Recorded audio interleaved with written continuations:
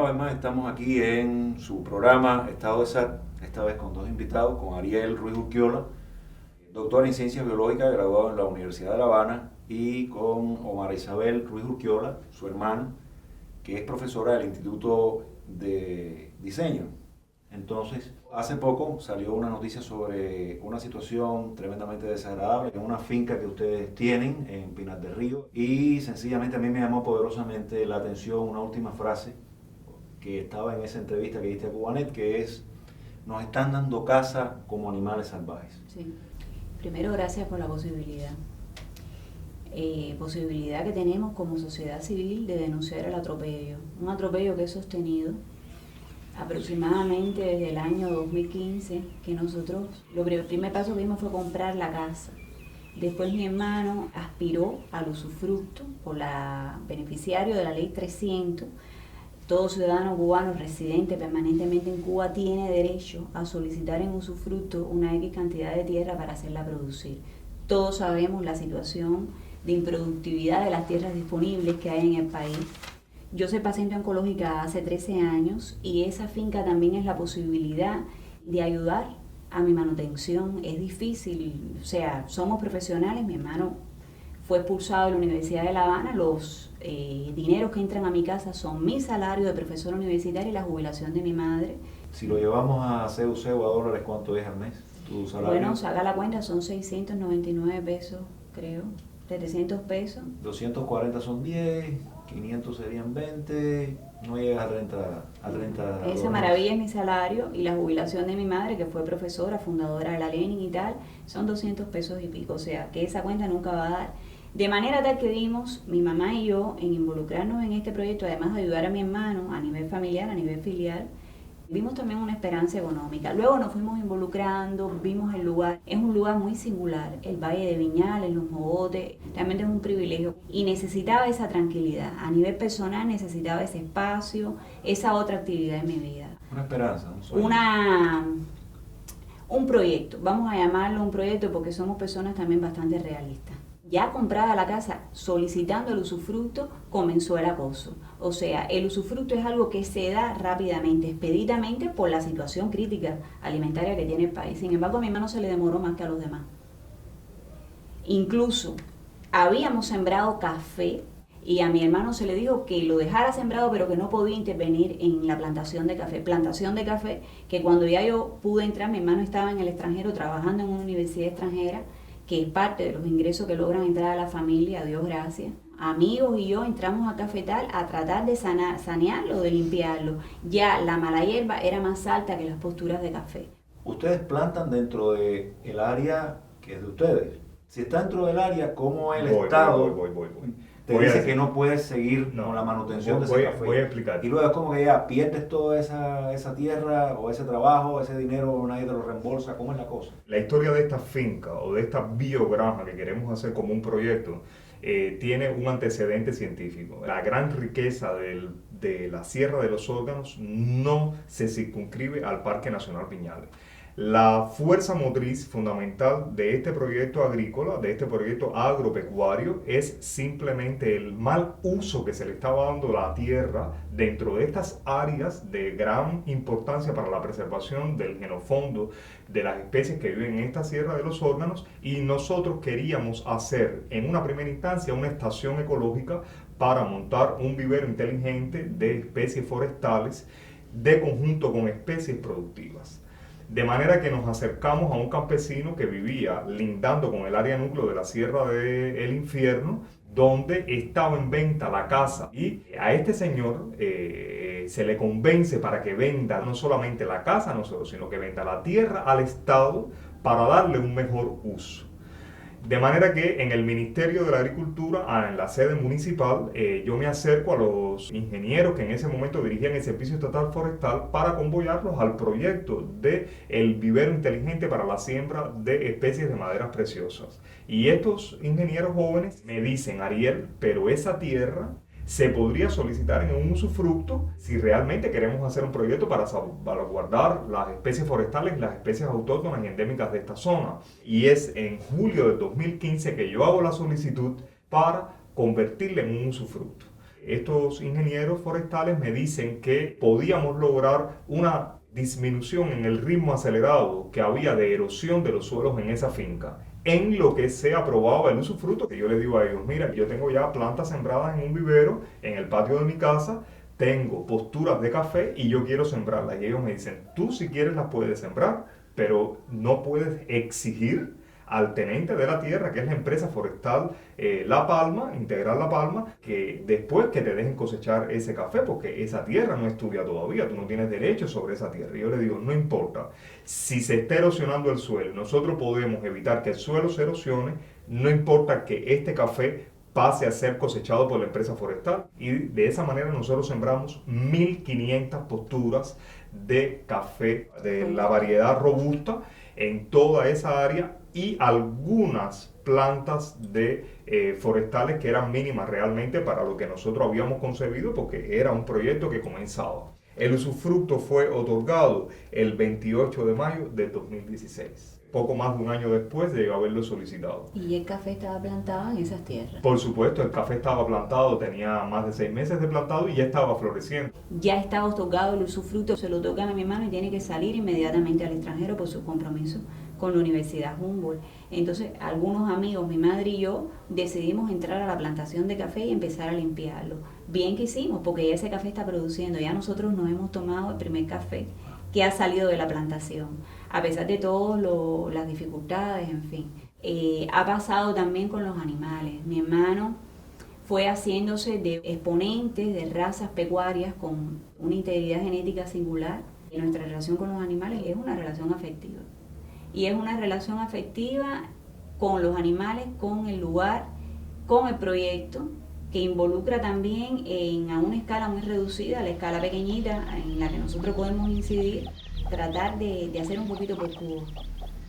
Es como liberar un poco las culpas de lo que sabemos que a escala general está ocurriendo en el país y sobre lo cual nosotros no podemos incidir de una manera contundente. Entonces esto es una escala reducida, como que nos hace sentirnos un poco mejores personas. Que te digo desde ahora, o sea, la parte material no la hemos visto todavía. Claro. No a niveles productivos para vender al gobierno cubano, porque nosotros no estamos autorizados a venderle contractualmente a ningún privado. Pero nosotros sí hemos consumido la leche de nuestras vacas, nosotros hemos consumido nuestro café, nuestros frutales, lo que nos han dejado sobrevivir en estos aproximadamente 2 años de duras peleas, porque una vez otorgado el usufructo, comenzaron a haber ataques hacia la finca, que destruyeron gran parte de las variedades de plátano que fueron necesarias por una segunda vuelta, ir a buscarlas con recursos propios a Baracoa, a los conucos de Baracoa, porque los puercos de determinados campesinos entre comillas, matones, campesinos revolucionarios, soltaban sus puercos asilvestrados en nuestra finca para que nos destruyeran los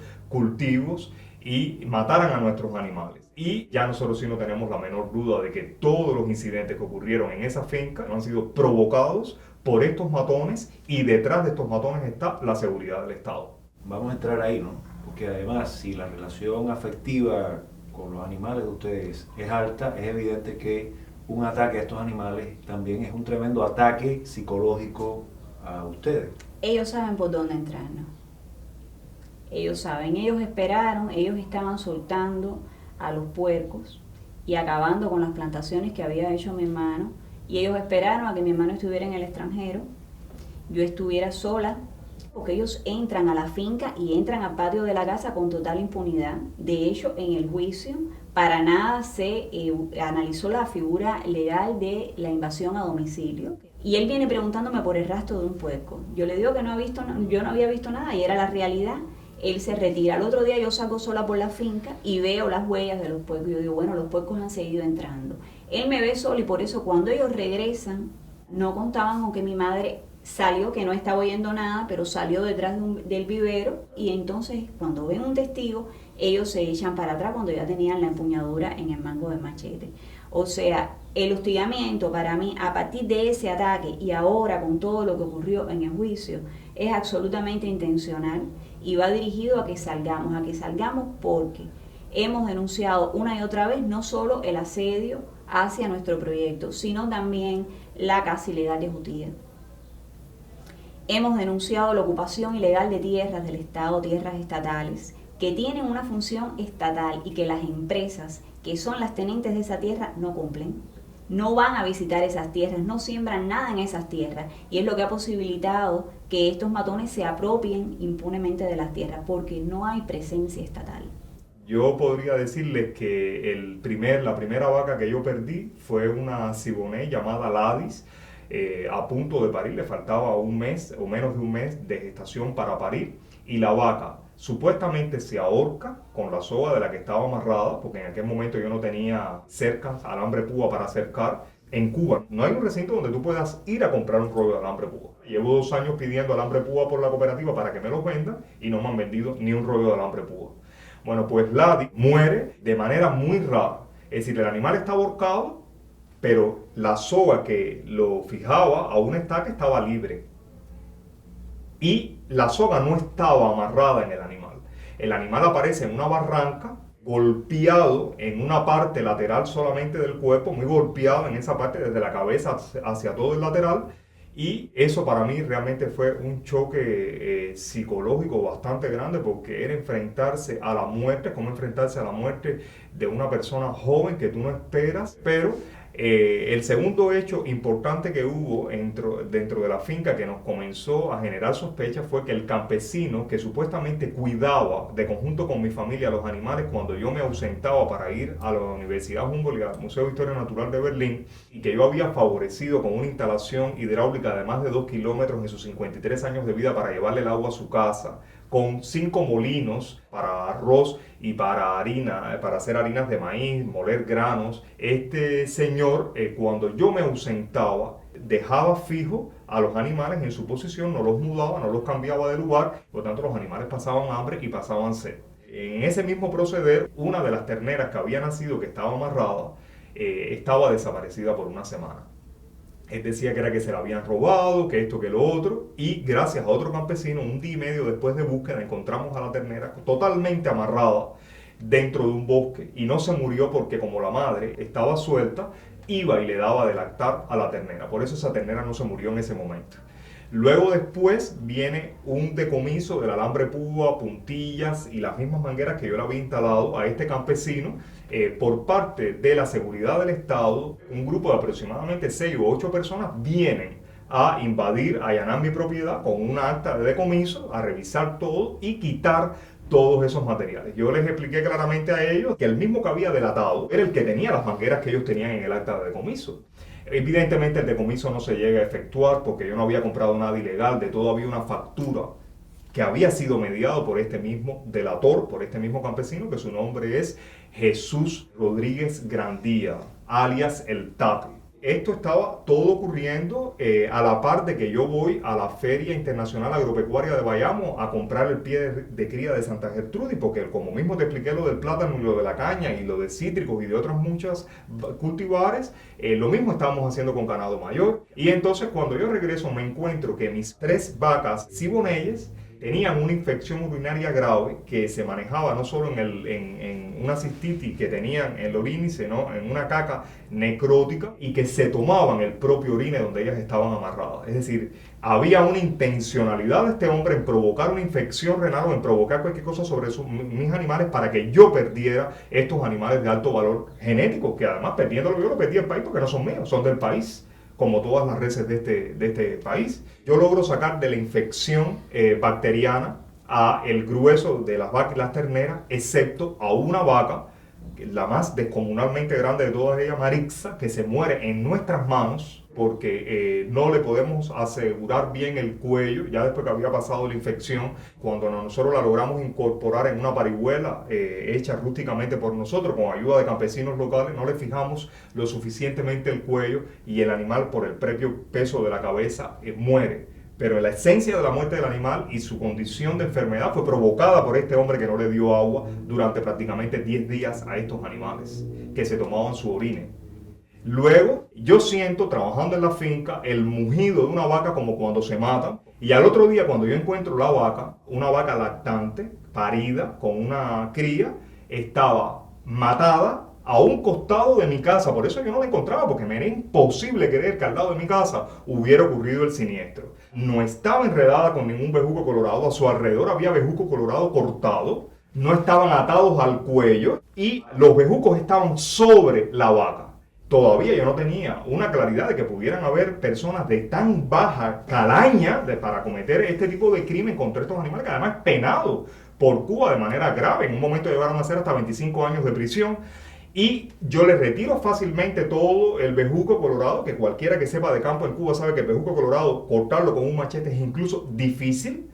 Y el animal no tenía soga porque nuestras vacas andan libres después que se ha podido hacer la frontera de la finca. Y 2 o 3 días antes del juicio, me encuentro a la hija de esta vaca, que le estábamos criando a mano, amarrada con bejuco colorado cortado, donde los matones estos han usurpado la tierra del Estado y tiene el límite con mi finca. Y ahí estaba amarrada la ternera. Lo que pasa es que no se murió la ternera porque fue menos de 24 horas y porque ella responde a su nombre, que es Fe. Jamás pensé que estuviera en aquel lugar distante. Me responde y yo encuentro la vaca amarrada con el mismo bejuco colorado. Es decir, tantas coincidencias. Y la otra vaca que amaneció muerta también estando yo en Alemania en circunstancias sospechosas, fue en una barranca de una finca de un vecino donde él nos ha permitido que nuestras vacas estén, dado el escaso pasto, porque todo el pasto lo hemos tenido que sembrar, como en toda granja pecuaria hay que sembrar el pasto. Lo que pasa es que si ellos me meten los puercos y los puercos me comen el pasto, es un círculo vicioso negativo para nunca tener ni poder desarrollar los animales. De hecho, este mismo delator me ayuda a capturar un puerco que pertenecía a Celio Álvarez Martínez, el patriarca de todos estos matones criadores de puercos, amparados por la seguridad del Estado, por el cuerpo de guardabosques, por la policía, por todos ellos, que es lo mismo, porque el Ministerio de la Agricultura lo que nos había dicho era, me había dicho que si yo no cazaba un puerco de ellos no podían probar que con fotografía solamente que el puerco pertenecía a estos productores ilegales, a pesar de que estaban ilegales en aquellas tierras, y entonces no podían tomar acciones sobre estos corruptos, sobre estos maleantes, sobre estos matones. ¿Cuál fue el resultado de esa captura del animal y de toda nuestra energía y llevarlo y demás? Fue devolvérselo a Celio y sus matones, ponerle una carta de advertencia sin ninguna multa, y estas personas obviamente siguieron con su cría extensiva e ilegal de puerco y siguieron metiéndonos los puercos dentro de nuestra finca para destruir cada uno de los cultivares que en estos momentos están todos destruidos. Todos los cultivares que nosotros tenemos ahora están aviverados en un espacio reducido porque en la finca fueron todos destruidos. Hasta este momento en que el hecho de que un periodista y amigo nuestro, Boris González Arenas, haya ido simplemente a cubrir un juicio que es público, con todo su derecho como ciudadano cubano y como periodista, secuestrado frente a nuestras caras, lo meten preso, nos mienten donde estaba preso, lo golpean en una de las prisiones, única y exclusivamente para no cubrir un juicio donde a todas luces era el amparo a estos matones, era la evidencia de que la seguridad del Estado, de conjunto con todos los órganos represores del Ministerio del Interior, formaban parte de la destrucción de nuestra finca para que nos fuéramos de allí. Para que se fuera el ejemplo de no caza de jutía, no caza de pájaros como tomeguines endémicos para uso lucrativo, no tala de árboles forestales, no mal uso de la tierra, no más puerco, no más reses en los abastos de agua potable que están todos contaminados porque hasta uno dentro de mi casa lo destruyeron los puercos. No obstante, para que tengan una idea de cuán ha sido el sacrificio de nosotros, yo compré un equipo única y exclusivamente para cortarle el palmiche a las vacas y a los caballos y a los animales porque es un alimento excepcional en lo que el pasto iba desarrollándose, pero cuando el pasto ya tenía una altura así, la caña balila estaba desarrollada, lista para comenzar a plantar, y el quingras que mi hermana había sembrado de conjunto con amigos, campesinos y profesores universitarios, los puercos llegaron y lo destruyeron todo. Bueno, entonces, ¿de cuánto dinero estamos hablando en pérdidas de ustedes por todas estas Yo no creo que sea acciones violatorias? Cada vaca costó 5.000 pesos cubanos. El transporte de Han sido 4 vacas muertas. 4 vacas muertas. El transporte de esas vacas desde los lugares nunca fueron menos de 5.000 pesos en un caso, en el otro caso fueron como $300. Todos los sacos de comida que nosotros le hemos comprado, porque nosotros le compramos la comida en La Habana, porque harina de maíz no hay en Viñales, y cuando sacan un saco de chícharo es una explosión de cola y de fajazones en el pueblo para comprar el chícharo. Sin embargo, el chícharo fermentado que nosotros les damos es un muy buen alimento y nos ha ayudado a mantenerlas a ellas. Y son sacos, cada saco de chícharo vale 330 pesos y cada saco de harina de maíz unos 240 pesos. Te podrás imaginar, más el transporte de llevarlo, que no son menos de 100 cook. Las aves de corral que hemos perdido. Ahora, ¿sabes dónde están criando nuestras guanajas? En la casa. Hay que coger los nidos en el campo e irle quitando huevo tras huevo para cuando ya el animal se eche sobre la nidada, que es el nido vacío, mudarla hacia la casa nuestra, obligarla a echarse en un lugar y crearle un hábito de costumbre, porque si se queda fuera peligra la vida del animal y por supuesto los huevos los vamos a perder. De hecho, el mismo día del juicio, mi hermana iba en camino a La Habana y cuando yo llego a la finca a ver a mi madre, que tiene 71 años y está riando las vacas y cuidando las vacas y los caballos con mucho amor y demás, y todos los animales, me encuentro un tiroteo en la finca. Cuando le pregunto a mi mamá, ¿y esto qué cosa es? Y ella me dice, Ariel, desde por la tarde, esto ha sido un tiroteo todo el día. Como tiroteos ha habido en otros momentos cuando yo he estado en Alemania.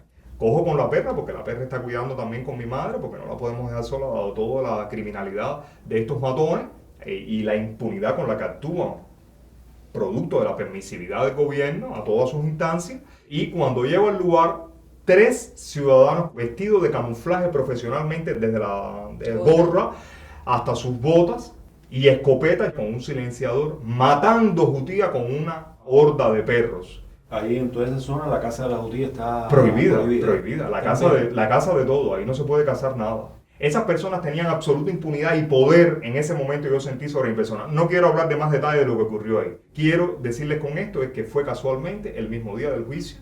Y el hecho de nuestra lucha por los derechos de la naturaleza de ese lugar y por nuestros derechos como ciudadanos y cubanos y como usufructuarios ha dado el pie para generar desavenencias con determinados lumpens de este lugar, que si ocurre un crimen, cualquiera de estos lumpens pudo haber sido, y no la policía que vino a meterme un tiro en la cabeza o a desalojar campesinamente a mi familia. ¿Qué fue lo que pasó? Porque ahí en el juicio me pude enterar de que estos 2 sujetos, los 2 matones que violaron mi domicilio, los 2 tienen antecedentes penales. Uno de ellos tiene 3 antecedentes penales. Yendri Álvarez, el más joven de los matones que invadió mi domicilio, hijo de Acelio Álvarez Martínez, refirió en el juicio que una vez que ellos violaron mi domicilio, como yo les dije que los iba a denunciar con la autoridad, entonces su padre, Acelio Álvarez Martínez, fue a la agricultura y allí un tal Juanito, que es el segundo de la agricultura, en este momento el delegado, está fungiendo como delegado porque no hay delegado de la agricultura en Viñales, les dijo que no iba a pasar absolutamente nada, que ellos no se preocuparan, que ahí no había pasado nada. Por eso cuando yo llego a la policía, a mí además no me aceptan la denuncia. Yo tengo que recurrir a contratar los servicios de un abogado de bufete colectivo para emitir una queja al ministro del Interior, y es cuando baja la indicación a la policía de que me acepten la denuncia. Pero desde el inicio sabía por una serie de sucesos que incluso la Fiscalía de Viñales está involucrada en fabricar un expediente donde dejan fuera la figura legal de la invasión a domicilio. Dan credibilidad a todo lo que dicen estos 2 sujetos y sencillamente con una presidenta de tribunal orquestaron toda aquella situación que es risible por demás. Incluso esta abogada, después de repetir 3 veces que si yo mentía iba a cometer prejuicio, le tuve que aclarar que era perjurio lo que yo cometería, porque ella no conocía, no lo conocía, y al final, cuando le dice a los 2 matones que están totalmente absueltos, les dicen que puede apelar la decisión. Y le ellos explica pueden cómo, apelar, y le explica cómo pueden yo apelar. no puedo apelar, ellos son los que podían apelar y a dónde tienen que dirigirse para apelar el hecho de que han sido totalmente beneficiados con el dictamen de juicio. Bueno, entonces ustedes asistieron a un evento absolutamente surreal. Un circo, sin contar con que Yendri, segundo de la policía en Viñales, es el que dirige el secuestro de Boris. Mi hermano le dice al que lo está deteniendo, muéstrame el acta de detención, y le dice, yo no necesito ni un acta de detención, y mi hermano le dice, pero esto es por la fuerza, y le dice, sí, y a ti también te vamos a llevar. Y yo les digo, pero ustedes ¿de qué están hablando? Y a mí también, dice, y a ti también. Nosotros tuvimos tiempo de correr hasta la acera, y yo le digo, ustedes están completamente locos, la demandante soy yo y estoy acudiendo a una citación oficial. Era la prueba contundente de que verdaderamente hay toda una operación para hostigarnos, para darnos caza, como te había dicho, y sacarnos de ese lugar como animales salvajes, porque sencillamente ellos tienen que seguir cazando jutías. Allá arriba tienen que seguir ocurriendo las bacanales. No sabemos la cantidad de sacos de botellas que hemos recorrido por toda la finca, porque ocurrían verdaderas bacanales, a donde asistían las autoridades de Viñales. Y estando en un punto tan distante, fuera de la vista pública, pasaba de todo.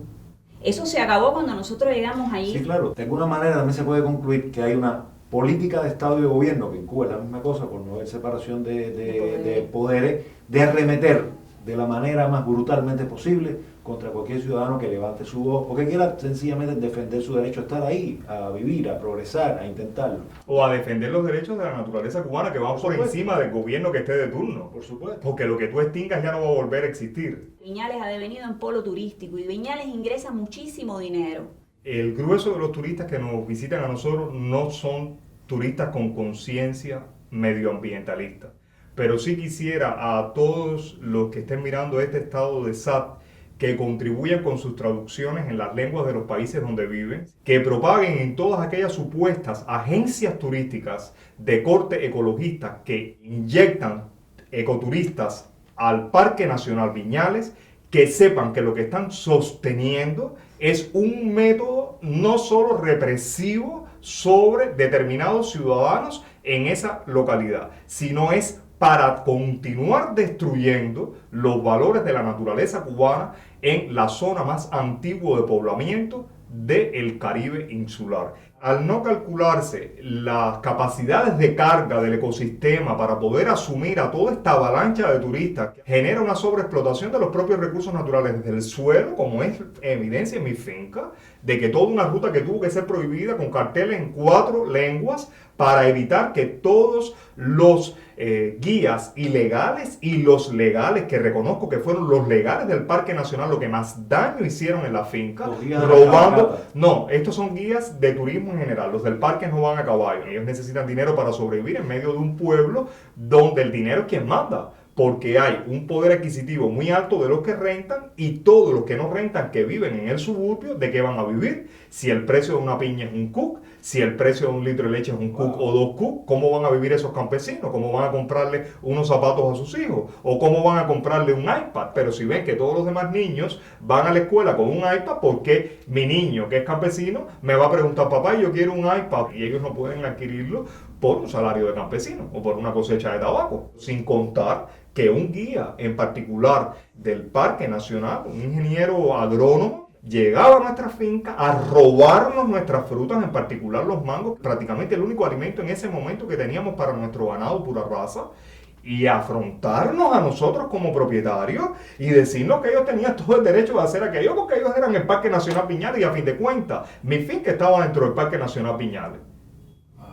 A ese nivel despótico de abuso de poder, de impunidad, incluso contigo mismo delante de ti, dejaron de hacerlo no por el cartel que nosotros pusimos, no por nuestras demandas al Ministerio de la Agricultura, al Parque Nacional, a las autoridades locales, dejaron de hacer los guías del Parque Nacional la entrada en nuestra finca, porque nosotros le hablábamos en francés y en inglés a todos los turistas y le explicábamos lo que ellos estaban haciendo y lo que ellos estaban robando y los suelos que ellos estaban destruyendo y cómo ellos nos estaban afectando a nosotros y que en sus países sabían muy bien lo que significaba destruir un parque nacional, sabían muy bien lo que significaban las leyes de manejo de un parque nacional y sobre todo los derechos a la integridad ciudadana de personas que son propietarias de un lugar al cual tú no puedes llegar y allanar por propia voluntad o porque manden unos dólares o unos euros para llevárselos al bolsillo. Cuando estás viendo que es el presidente del gobierno, el fiscal del pueblo de Viñales, la representación de la Policía Nacional Revolucionaria, el tribunal en Viñales, cuando estás viendo la agricultura, la empresa forestal, estamos hablando de todas las instituciones, toda la institucionalidad mancomunada para violar la ley. El objeto de esas violaciones somos nosotros, porque sencillamente estamos proyectando visibilidad a lo que históricamente ellos han hecho. Se han servido del Parque Nacional Viñales para vender una imagen de supuesta protección y conservación de los valores naturales que es falsa. Han habido intentos por hacernos transar y no hemos transado con las ilegalidades. Sencillamente la actitud intransigente lleva el hostigamiento y el hostigamiento va a ser a como dé lugar. Ya hay varias reses muertas. Ese delito es punible en Cuba, es gravísimo. Y hasta ahora con esas reses muertas no ha habido investigación, No ha habido juicio. No, supuestamente son accidentes, porque Accidente. el terreno es accidentado. Nadie le metió una puñalada para organizar una investigación de índole criminal. Sí, toda esta historia truculenta, por supuesto que me recuerda el programa que nosotros le hicimos también a Cirley Ávila, esta señora que fue macheteada por un malandro que estuvo a punto de morir, que gracias a Dios estaba en los Estados Unidos recuperándose, que fue una mujer sola, que le arrancaron la mano de un machetazo, ¿verdad? Todo el mundo sabe que éramos dos mujeres solas. Todo el mundo sabe que tienen una relación cercana con las autoridades de Viñales. No tengo pruebas, pero es la voz del pueblo. Que han sobornado históricamente, y estoy hablando desde la década de los años 70, que han sobornado a las autoridades de Viñales con puercos.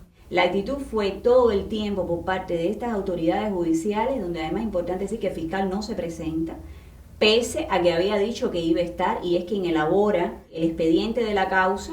La actitud todo el tiempo fue una actitud hostil. Cuando nosotros salimos de juicio, yo tengo que decirlo porque es algo que me llena de satisfacción, no lo esperaba de esa manera, o sea, el sentir de la generalidad del pueblo de Viñales, gente que nos conoce y que no nos conoce, es que hasta dónde vamos a llegar.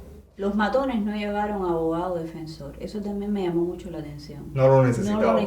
No lo necesitaba. Tenían a la jueza defendiéndolos todo el tiempo. Y hay algo que también me llamó mucho la atención. Cuando se acaba el juicio, ellos ganaron.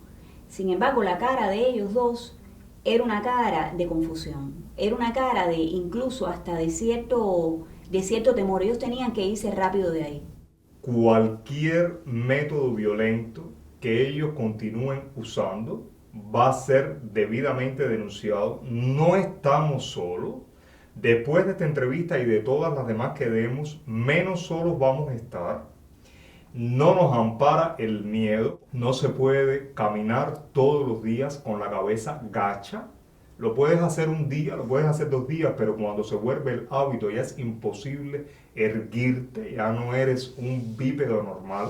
Nosotros no vamos a responder violencia con violencia porque no es nuestra naturaleza y no lo vamos a hacer. Nos están hostigando a nosotros por las razones que vimos, están hostigando a cuentapropismo en general, están hostigando lo que decía Martí, que era lo que nutría a un país próspero, a pequeños propietarios. No quieren un país de pequeños propietarios, ni nadie que se sienta dueño de su destino. Ellos están yendo incluso contra lo que dijo el apóstol, contra el proyecto de nación que supuestamente ellos defienden y que se va a fraguar y que fue germinal en el ideario del apóstol. Ellos son la traición encarnada de los ideales del apóstol. Eso es lo que representa en este momento todo el sistema de autoridad en Cuba. No es casual, o sea, lo que está pasando en Viñales es un modelo de lo que tiene que estar pasando, me imagino que en toda Cuba.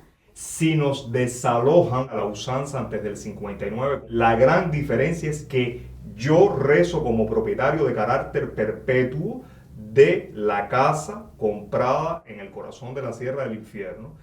Soy el propietario de carácter temporal, contractual, más que temporal, del usufructo de esa tierra y por tanto tengo todos los derechos para no ser desalojado porque no era un campesino que no era ni dueño del bohío ni dueño de la tierra donde trabajaba. Somos ciudadanos cubanos, no estamos afiliados a ningún partido de oposición independientemente de que no comulgamos absolutamente con el sistema político de Cuba que oprime al ciudadano y por tanto no podemos apoyar ese sistema político.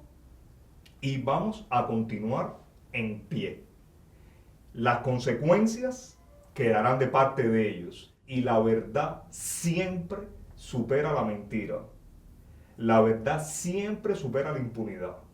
Y habrá algún día en este país un Estado de Derecho. Y todos los que han cometido crímenes tendrán que responder no a un juicio sumario, sino a instituciones legales con arbitraje internacional. Bueno, pues esperemos que más adelante, en caso de que ocurra cualquier otro tipo de abuso, saben que aquí tienen un espacio para lanzar la voz de ustedes, no solo dentro de Cuba, que siempre es más difícil de diseminar. Y bueno, ojalá también que este programa sirva para alertar a cuanto turista posible pueda dejar de venir a este maldito país, porque esos dólares además ya hemos dicho a quiénes sirven y además, El país no es maldito, Claudio. bueno, el hay una país no es maldición en el maldito. país. Ok, eso creo que... Malditos al menos- son ellos. al menos Malditos mi son criterio, ellos. pero Malditos están- son pero- ellos. pero están en nuestro país, ¿no? Y Cuba no tiene la sabemos culpa, que hay la culpa una la plaga. tienen ellos. Sabemos Ok, perfectamente quién tiene la lógico. culpa. Ni Cuba, Lógico. ni la bandera, ni el apóstol, son ellos. Por supuesto. Son ellos. Y bueno, Son ellos. esperemos que además también este programa de alguna manera contribuya a que la comunidad internacional tome en cuenta y exista cada vez como una especie de intento para acusar, denunciar al gobierno cubano en cuanto foro internacional exista. Porque es importante que a este Estado, gobierno, a esta tiranía sea cercada, sea aislada y se le retire todo tipo de apoyo. Esperemos que pase.